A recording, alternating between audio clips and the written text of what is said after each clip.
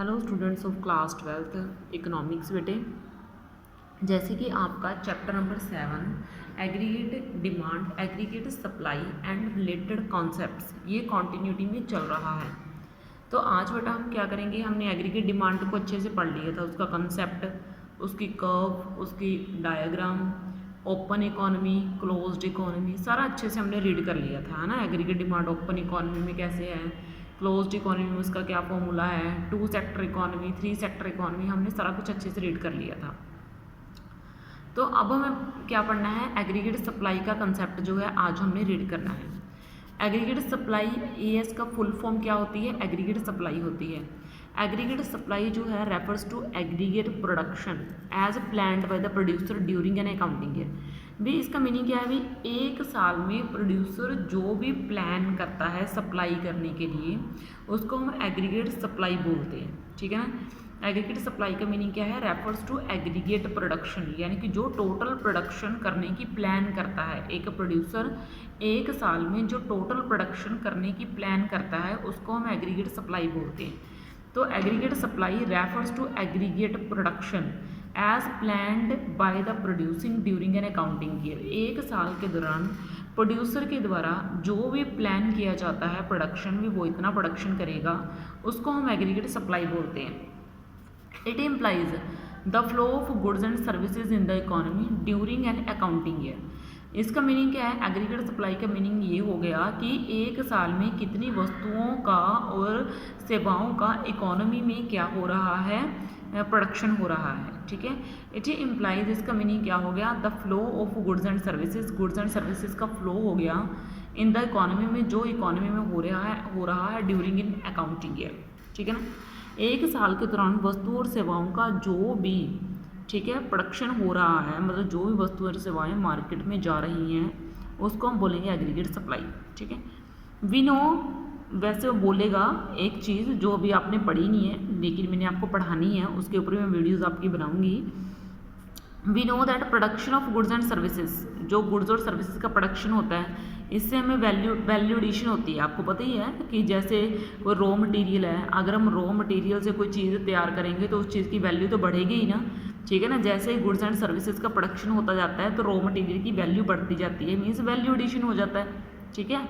And value addition, और जो value addition होता है ना वो इनकम जनरेशन के इक्वल होता है। इनकम यानी कि जितनी आपकी वैल्यू ऐड होगी किसी चीज़ में उतनी आपकी इनकम जनरेट होगी, मीन्स उतनी आपकी इनकम ज़्यादा जनरेट होने के चांसेस है, ठीक है ना।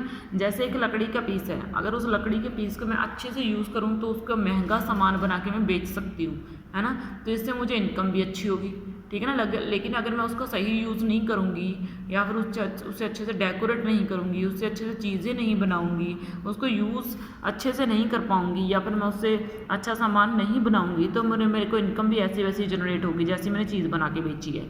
तो मतलब क्या है कि गुड्स एंड सर्विसेज का जब हम प्रोडक्शन करते हैं तो इसका मीनिंग ये होता है कि वैल्यू एडिशन हो जाता है, और वैल्यू एडिशन का मीनिंग क्या होता है, इनकम का जनरेट होना, ठीक है ना।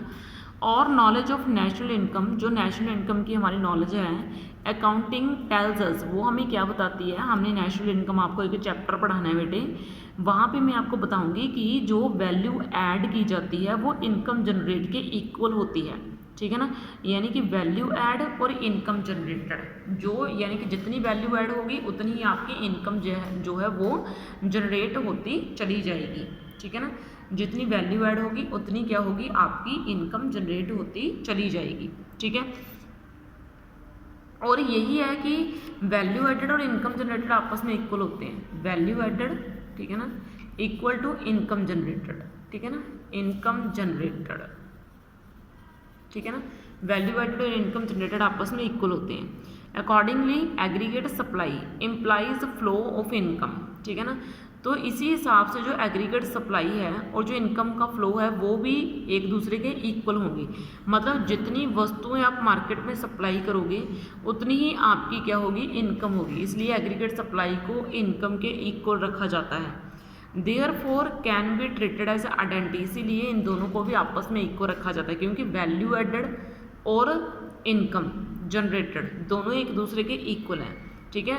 वैल्यू एडेड में क्या आ जाता है, गुड्स एंड सर्विसेज का प्रोडक्शन, प्लान्ड प्रोडक्शन, और प्लान्ड प्रोडक्शन को क्या बोलते हैं, एग्रीगेट सप्लाई। तो एग्रीगेट सप्लाई किसके इक्वल आ जाएगी भाई, इनकम के, ठीक है ना। तो ये आपने ध्यान रखना है कि एग्रीगेट सप्लाई और इनकम क्यों आपस में इक्वल आते हैं। बाकी मैं आपको एक बार नेशनल इनकम करवाऊंगी तो आपको थोड़ा ज़्यादा बेहतर समझ आ जाएगा। तो देखो वो बोल रहा है इट नीड्स एम्फेसाइज दैट, इस बात के ऊपर जोर देने की ज़रूरत है in the context of macro economics equilibrium, कि जो मैक्रो इकोनॉमिक्स इक्विलिब्रियम है, aggregate supply refers only to planned production और डिजायर्ड प्रोडक्शन। देखो एग्रीगेट सप्लाई में आप क्या ले सकते हो, इसमें सिर्फ आप प्लान्ड प्रोडक्शन ले सकते हो, आप एक प्रोड्यूसर होने के नाते चीज़ों को प्लान करते हो, ठीक है, और डिजायर्ड प्रोडक्शन ले सकते हो। ड्यूरिंग एन अकाउंटिंग ईयर, एक साल के दौरान भी एक प्रोड्यूसर ने कितना प्रोडक्शन करने का प्लान करा, it doesn't refer to actual output, ठीक है ना। हम प्लान्ड लेंगे कि कितना प्लान करा है, एक्चुअल में उसने कितना बनाया ये नहीं लेंगे हम एग्रीगेट सप्लाई। मतलब मान लो मैंने एक साल में एक प्रोड्यूसर होने के नाते मैंने सोचा कि मैं 2000 यूनिट्स अपनी जो भी चीज़ मैं प्रोड्यूस कर रही हूँ उसकी प्रोड्यूस करूँगी, 2000 यूनिट्स मैं उसकी प्रोड्यूस करूँगी, ठीक है ना। लेकिन एक्चुअली मेरा आउटपुट इतना नहीं हुआ, मेरा आउटपुट जो मैंने प्रोड्यूस करा वो एक्चुअल में सिर्फ 1800 ही था, ठीक है ना। तो हमने एक्चुअल के बारे में नहीं सोचना है, एग्रीगेट सप्लाई ने आपने उसके बारे में बात करनी है जो आपने प्लान करा है, ठीक है ना। तो desired production is what the producer desire to produce और plan to produce during an accounting year, ठीक है ना। तो देखो उसने बोला है कि डिजायर्ड प्रोडक्शन का मीनिंग क्या है, तो ठीक है, डिजायर्ड प्रोडक्शन वो प्रोडक्शन है जिसको एक प्रोड्यूसर डिजायर यानी कि इच्छा रखता है या प्लान करता है कि वो एक साल के दौरान इतना काम करेगा, ठीक है ना। ऑब्वियस अगर आपकी फैक्ट्री है तो आप चाहोगे कि आप अच्छे से अच्छा प्रॉफिट कमा सको, ठीक है ना। आप कभी भी कम प्रॉफिट कमाने के बारे में नहीं सोचोगे, ठीक है ना। तो ये है बेटा आपका एग्रीगेट सप्लाई, इसको बोलते हैं एग्रीगेट सप्लाई। अब हम एग्रीगेट सप्लाई के शेड्यूल की तरफ बढ़ते हैं बेटा, ठीक है। तो देखो बेटा ये है आपका एग्रीगेट सप्लाई शेड्यूल जो मैंने ऑलरेडी कॉपी में बना रखा है, ठीक है। ये यहाँ से मैंने बताया है आपको एग्रीगेट। तो देखो बेटा ये है मेरा एग्रीगेट सप्लाई शेड्यूल, ठीक है।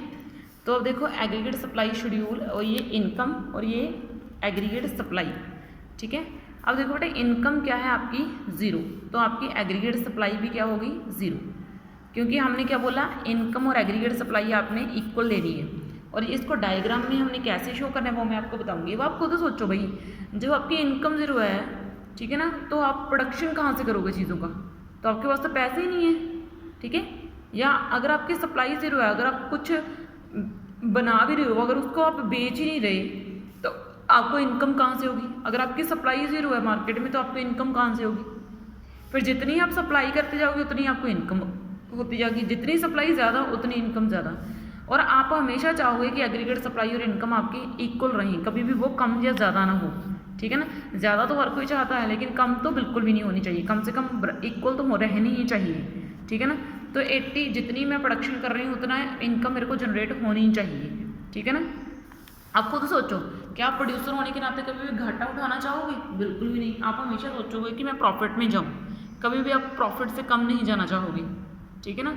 तो ये चीज़ें होती हैं बेटा। तो ये मैंने आपको एग्रीगेट सप्लाई का सिर्फ शेड्यूल समझाया है। अब एग्रीगेट सप्लाई शेड्यूल होता क्या है, ये टेबल, ये वाला टेबल, ये टेबल आपने प्रॉपर बनाना है जिसमें हम इनकम और एग्रीगेट सप्लाई के अलग अलग कॉम्बिनेशंस लेते हैं, ठीक है। अलग अलग क्या लेते हैं, कॉम्बिनेशंस लेते हैं, ठीक है। उसको हम बोलते हैं एग्रीगेट सप्लाई शेड्यूल। यानी कि एग्रीगेट सप्लाई शेड्यूल क्या होता है, वो टेबल होता है जिसमें हम इनकम एंड एग्रीगेट सप्लाई। तो बेटा आपको एग्रीगेट सप्लाई के शेड्यूल के बारे में तो आई थिंक पता चल ही गया होगा। अब मैं आपको, ये है आपका एग्रीगेट सप्लाई का शेड्यूल, ठीक है, ये आपको बनाया गया है, ठीक है। डोंट वरी, इसमें ये सारी चीज़ें यही लिखी गई है जो इस टेबल में समझाई गई हैं, ठीक है। तो अब देखो बेटा अब हम करते हैं इसके डायग्राम के बारे में, इसकी कर्व मीन्स इसके कर्व के बारे में हम बात करेंगे, ठीक है। कर्व के लिए मैंने यहाँ पे रख दी है कॉपी। अब ये मैंने एक लगा दी है लाइन, ठीक है। तो यहाँ से भी मैंने यहाँ तक लगा दी है एक लाइन, ठीक है, यहाँ पे। इसके ऊपर मैंने आपको बोला ही है कि आपने एग्रीगेट जो है, मैंने यहाँ पे एग्रीगेट सप्लाई इसको डाल दिया है, ठीक है। और यहाँ पे बेटा मैंने क्या डाल दिया है, यहाँ पे मैंने डाल दिया है इनकम को, ठीक है। यहाँ पे मैंने इनकम को डाल दिया, ठीक है। तो अब देखो मैं इसको 0 ले रही हूँ, इसको ले रही हूँ 20, इसको 40, इसको 60, इसको 80, इसको 100, इसको 120, इसको ले रही हूँ 20, इसको 40, इसको 60, इसको 80, इसको 100, इसको 120। ये तो मैंने आपको समझाने के लिए बना दी, लेकिन आपने पूरे प्रॉपर से इसको बनाना है, ठीक है ना। ये प्रॉपर आपने नेमिंग वगैरह सबको देनी है। ये एग्रीगेट सप्लाई थोड़ा मेरा बीच में घुस गया है, आपने इसको आराम से अच्छे से डालना है, ठीक है। आप इसको बड़ा बड़ा लिख देना खोल के एग्रीगेट सप्लाई, ताकि ये पूरा भर जाए और सुंदर लगे थोड़ा सा, ठीक है। अब देखो जब मेरी इनकम जीरो है, ये कर्व हमेशा जीरो से स्टार्ट होती है। एग्रीगेट डिमांड की कर्व जीरो से स्टार्ट नहीं होती भाई, एग्रीगेट सप्लाई की कर्व आपकी जीरो से स्टार्ट होती है। इस चीज़ को ज़रा आपने ध्यान रखना है।